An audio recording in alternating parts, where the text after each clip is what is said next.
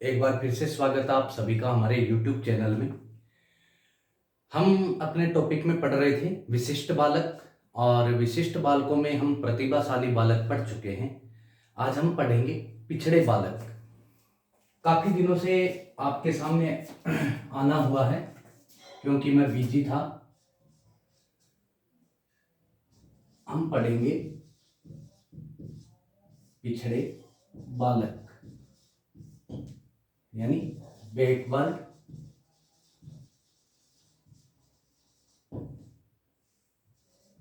Children.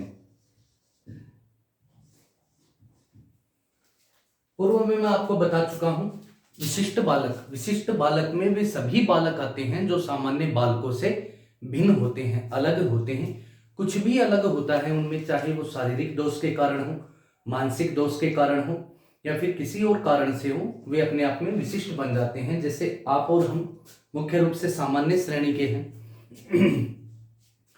इसके अतिरिक्त यदि कोई ऐसा बालक जो मूक बधिर है तो वह हमसे अलग कैटेगरी का हो गया, इसलिए वह विशिष्ट बोला जाता है।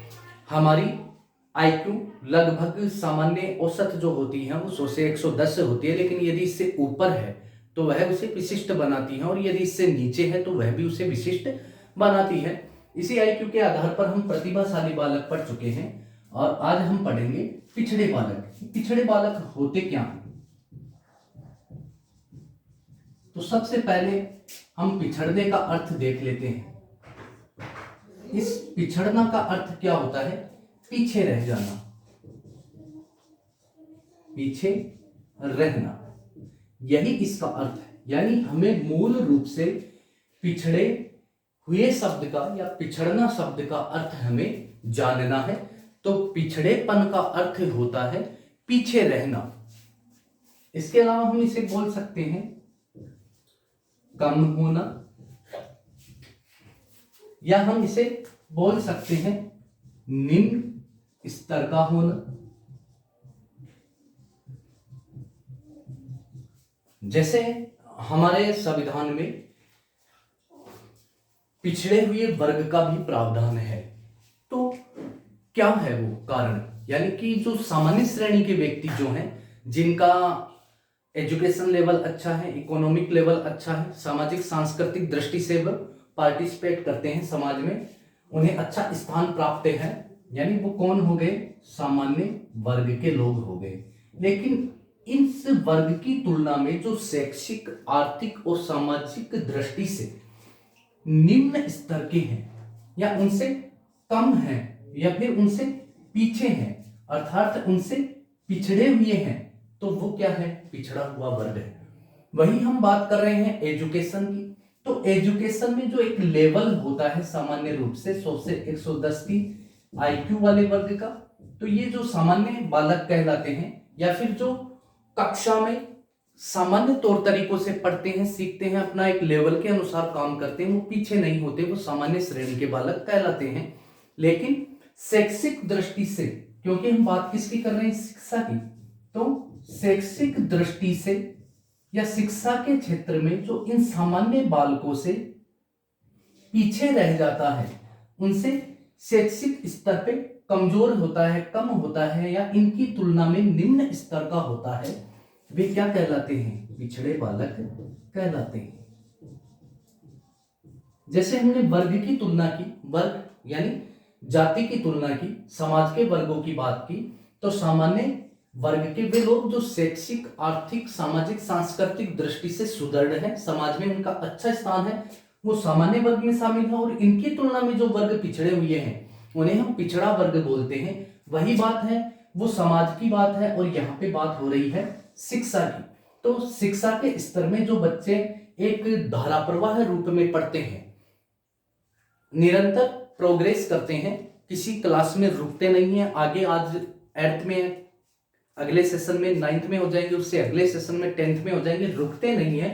लेकिन इन सामान्य बालकों की तुलना में शिक्षा की प्रगति के क्षेत्र में या शिक्षा के लेवल में जो बालक इन सामान्य बालकों से पीछे रह जाते हैं, इनसे कम स्तर के होते हैं, और या फिर इनसे निम्न स्तर के होते हैं, वो पिछड़े बालक कहलाते हैं। अर्थात पिछड़ना शब्द का अर्थ हो गया पीछे रहना, कम होना या निम्न स्तर का होना। अब ये पिछड़े बालक इन सामान्य बालकों की तुलना में किन क्षेत्रों में कम होते हैं? तो अपनी योग्यता, क्षमता, मानसिक दृष्टि से, बौद्धिक दृष्टि से और संवेगात्मक दृष्टि से।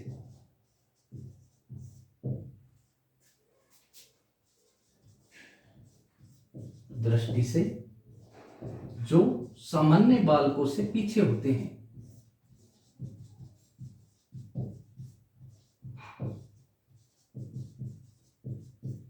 पीछे होते हैं वो क्या कहलाते हैं? पिछड़े बालक कहलाते हैं। यानी अब हम आसानी से समझते हैं, कक्षा के वे बालक, एजुकेशन की बात कर रहे हैं, और बच्चों का लेवल या उनकी कैटेगरी कहाँ निर्धारित होती है? क्लासरूम में निर्धारित होती है। कौन इंटेलिजेंट है, कौन जीनियस है, कौन कमजोर है पढ़ाई में, कौन पिछड़ा हुआ बालक है, कौन मंदबुद्धि बालक है। तो कक्षा के वे बालक जो अपनी ही आयु के सामान्य बालकों से अपनी योग्यता, क्षमता, बौद्धिक विकास, मानसिक विकास में सामान्य बालकों से पीछे होते हैं या निम्न स्तर के होते हैं, वो क्या कहलाते हैं? पिछड़े बालक। तुलना हमने किससे की? सामान्य बालकों से। कहाँ की? कक्ष में की।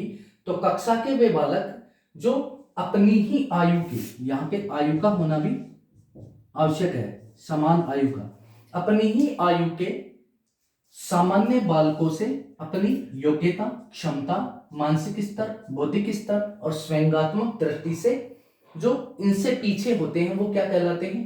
पिछड़े बालक कहलाते हैं। सामान्य शब्दों में हम यूं भी कह सकते हैं कि शैक्षिक प्रगति में या शैक्षिक योग्यता में जो बालक इन सामान्य बालकों से पीछे रह जाते हैं वो क्या कहलाते हैं? पिछड़े हुए बालक कहलाते हैं। अब यहाँ पे एक इंपॉर्टेंट बात आती है, वो ये आती है कि ये आवश्यक नहीं है कि पिछड़ा हुआ बालक मंदबुद्धि बालक हो।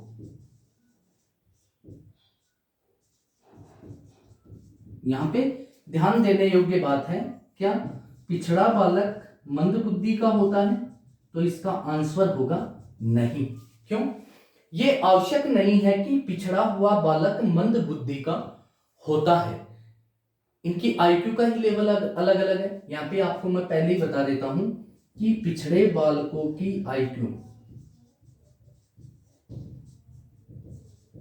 कितनी होती है? 80 से 89 के बीच की होती है। 89 से ऊपर नहीं होती और 80 से कम नहीं होती। उसके बाद में तो जड़ बुद्धि, मूड बुद्धि आ जाते हैं यदि 80 से कम है। लेकिन मंद बुद्धि जो होते हैं उनकी एक्यूरेट आईक्यू 85 होती है, निश्चित कर दिया गया है। तो यह आवश्यक नहीं है कि पिछड़ा बालक मंद बुद्धि का ही हो। कई बार ऐसी सिचुएशन पैदा हो जाती है कि प्रतिभाशाली बालक भी पिछड़ा हुआ बालक बन जाता है। यानी हमने ये अर्थ पढ़ा है कि पिछड़ा बालक किसे कहा जाता है? जो शैक्षिक दृष्टि में सामान्य बालकों से पीछे रह जाता है वह क्या कहलाता है? पिछड़ा बालक कहलाता है। तो कई बार ऐसी परिस्थितियां हो जाती हैं कि इंटेलिजेंट स्टूडेंट है लेकिन वो किसी कारण से इन सामान्य बालकों की तुलना में पीछे हो जाता है। होना चाहिए था उसे 10th में, लेकिन पारिवारिक कारणों से वह 9th में, ये तो 1 साल उनसे पीछे है, तो वो पिछड़ा हुआ बालक हो गया। शैक्षिक दृष्टि से तो पिछड़ ही गया। तो यह आवश्यक नहीं है कि पिछड़ा हुआ बालक मंद बुद्धि का हो। क्यों? क्योंकि पिछड़ेपन के कई कारण होते हैं और उन्हीं कई कारणों में से मंद बुद्धि होना केवल एकमात्र कारण है, एक कारण है। यदि कोई प्रतिभाशाली बालक भी शैक्षिक दृष्टि में इन सामान्य बालकों से पीछे रह जाता है तो वह भी क्या कहलाएगा? पिछड़ा हुआ बालक ही कहलाएगा। एक बार फिर ध्यान दे, यह आवश्यक नहीं है कि पिछड़ा हुआ बालक मंद बुद्धि का हो। क्यों? क्योंकि पिछड़े बालक होने के कई कारण होते हैं और मंद बुद्धि होना उन्हीं कई कारणों में से सिर्फ एक कारण है। कई बार प्रतिभाशाली बालक भी पिछड़ा बालक कहलाता है यदि वह शैक्षिक योग्यता में या शैक्षिक स्तर में अपनी आयु के सामान्य बालकों से पीछे रह जाता है। जैसे कोई बालक तो इंटेलिजेंट है लेकिन प्रतिभाशाली बालक है लेकिन उसकी पारिवारिक स्थिति कमजोर है, वे उसे पढ़ाने में सक्षम नहीं है, 8वीं तक गांव में स्कूल थी, बाद में 20 किलोमीटर दूर है, तो वो पढ़ाने में उसे सक्षम नहीं थे और 1 साल घर पे बैठ गए। उसके साथ वाले कहाँ हो गए, नेक्स्ट ईयर 10th में हो गए, और वो कहाँ पे रह गया, 9th में रह गया। उसके बाद में वो पढ़ने के लिए जाता है तो शैक्षिक दृष्टि से पिछड़ जाता है। तो मंद बुद्धि होना आवश्यक नहीं है। पिछड़े हुए बालकों की आईक्यू लगभग 80 से 89 के बीच होती है, अपवाद को छोड़ करके। क्यों, कई बार प्रतिभाशाली बालक भी शैक्षिक दृष्टि से पिछड़ जाता है। और मंदबुद्धि बालकों की आईक्यू कितनी होती है, 85 होती है।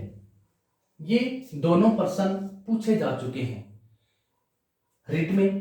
3rd ग्रेड जब पेपर लगता था, और इस बार भी संभावना है कि पेपर ही लगे। क्यों, क्योंकि रिट को नेट की तरह है लाइफ टाइम वैलिडिटी वाली प्रमाण पत्र के रूप में जारी किया जाना संभव है, इसलिए उसमें वो केवल पात्रता होगी, बाकी पेपर लगेंगे। तो ऐसी स्थिति में रिट में भी ये प्रश्न पूछे जा चुके हैं, 3rd ग्रेड के पेपर में भी पूछा जा चुका है, 2nd ग्रेड में भी पूछा जा चुका है। मंद बुद्धि बालक की आईक्यू 85 होती है और पिछड़े बालकों की आईक्यू 80 से 89 के बीच होती है। अब मैंने कहा कि बहुत से कारण होते हैं पिछड़े बालक होने के, तो पहले उन कारणों को देख लेते हैं कि पिछड़ेपन के क्या क्या कारण होते हैं। केवल मंद बुद्धि होना ही पिछड़ेपन का कारण नहीं होता।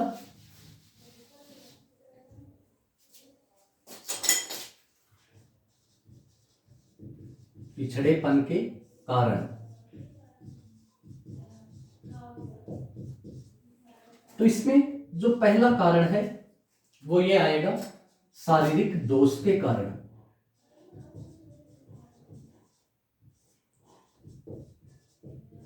शारीरिक दोष के कारण पिछड़ा बालक,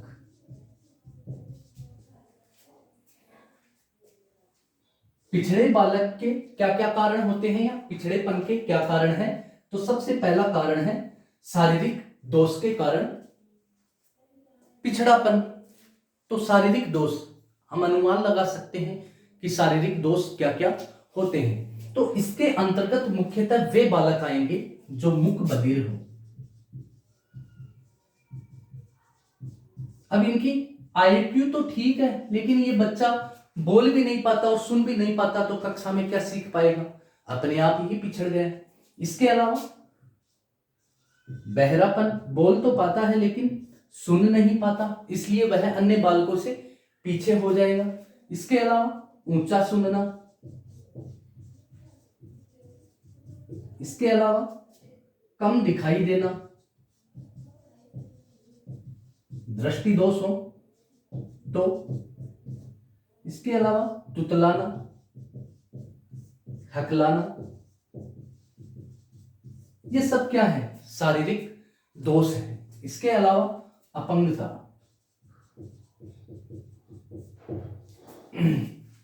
चाहे हाथ पांव से जुड़ी हुई अपंगता हो, चाहे नेत्र या फिर स्वर्ण दोष हो। तो शारीरिक दोष के कारण भी कई बार बालक कक्षा में सामान्य बालकों की तुलना में पीछे रह जाता है, पिछड़ जाता है, चाहे उनकी आईक्यू मजबूत हो।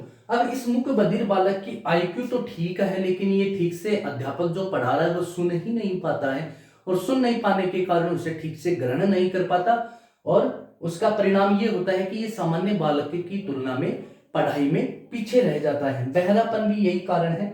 और यदि कोई बच्चा तुतलाकर और हकलाकर बोलता है तो उसका कॉन्फिडेंस लेवल निम्न हो जाता है, इस कारण वो नहीं पढ़ पाता। और यदि किसी बालक को कम दिखाई देता है तो वह टीचर के साथ ब्लैक बोर्ड के वर्क को नहीं कर पाता है। तो शारीरिक दोष के कारण बालक क्या होता है, सामान्य बालकों की तुलना में शैक्षिक दृष्टि से पीछे रह जाता है, इसलिए वह क्या कहलाता है, पिछड़ा बालक कहलाता है। दूसरा कारण जो है वो आएगा मानसिक दृष्टि से पिछड़ा बालक। मानसिक दृष्टि से पिछड़ा बालक यानी इसके अंतर्गत वे बालक आते हैं जिनकी आईक्यू सामान्य बालकों की तुलना में कमजोर होती है, कम होती है। वे क्या कहलाते हैं, मंदबुद्धि। आईक्यू वाला फैक्टर यहां पे काम करता है। यानी मैंने बताया कि यह आवश्यक नहीं है कि पिछड़ा हुआ बालक मंदबुद्धि ही हो। पिछड़ेपन के कई कारण हैं, उनमें से मंद बुद्धि होना एक कारण है। तो शारीरिक दोष के कारण भी बच्चा पिछड़ जाता है, और यहाँ पे मानसिक दृष्टि से पिछड़ा हुआ बालक, इसमें आईक्यू वाला फैक्टर प्रभावी होता है। यदि किसी बालक की आईक्यू सामान्य बालकों की तुलना में कम होती है, कमजोर होती है, तो वह मानसिक दृष्टि से पिछड़ा हुआ बालक कहलाता है। इसमें मंद बुद्धि, मूढ़ बुद्धि और जड़ बुद्धि, यानी मंद बुद्धि 85, एक्यूरेट आईक्यू 85, मूढ़ बुद्धि 25 से ऊपर 50 तक, और जड़ बुद्धि 25 से कम। जड़ बुद्धि की आईक्यू 25 से भी कम होती है। तो ये कमजोर आईक्यू के कारण बच्चे क्या होते हैं, शैक्षिक दृष्टि से पिछड़ जाते हैं। और कमजोर आईक्यू वाले बच्चे को हैंडीक्राफ्ट की एजुकेशन देना आवश्यक है, यानी जैसे ITI करवाना, इस तरीके के कौशल उन्हें प्रदान करना, वो आसानी से सीख जाते हैं। इससे हाथ से कोई खिलौने बनाना, कोई मैकेनिक का काम सिखाना। तो जिन बालकों की आईक्यू सामान्य बालकों की तुलना में कमजोर होती है, जैसे मंद बुद्धि, मूढ़ बुद्धि और जड़ बुद्धि, वे मानसिक दृष्टि से पिछड़े हुए बालक कहलाते हैं। नेक्स्ट आएगा संवेगात्मक दृष्टि से पिछड़े बालक। संवेगात्मक दृष्टि से बालक, इसके अंतर्गत वे बालक आते हैं जिन्हें अपने माता पिता या अभिभावक एवं शिक्षकों से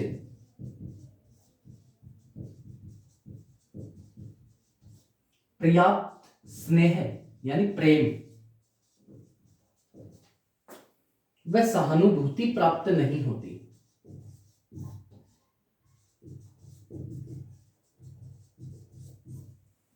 बल्कि उन्हें क्या मिलता है, तिरस्कार मिलता है बात बात पर।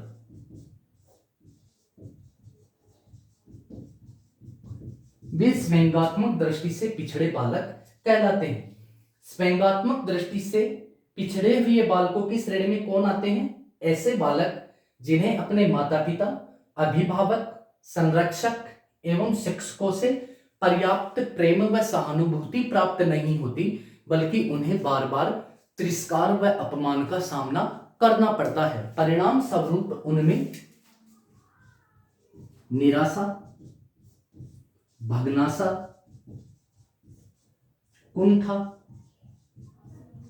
तनाव, चिंता, अवसाद और उदासीनता जैसे संवेग उदय हो जाते हैं, और पढ़ाई लिखाई में उनकी अरुचि हो जाती है। परिणाम स्वरूप वे क्या होते हैं, पिछड़े हुए बालकों की श्रेणी में आ जाते हैं, सामान्य बालकों की तुलना में पिछड़ जाते हैं। इसलिए बच्चों को भरपूर प्रेम एवं सहानुभूति होनी चाहिए। कई बार आपने देखा होगा कि कई स्टूडेंट्स आत्महत्या कर लेते हैं, कब, 10th के बाद कर लेते हैं, 12th के बाद कर लेते हैं। बच्चे की हॉबी इंजीनियर बनने की है, लेकिन उसके पिता उन्हें डॉक्टर बनाना चाहते हैं, और उन्हें मैथ की बजाय क्या दिला देते हैं, बायो दिला देते हैं। कोई बच्चा वो वकील बनना चाहता है, लॉ की पढ़ाई करना चाहता है, और उसे इंजीनियरिंग करवा देते हैं।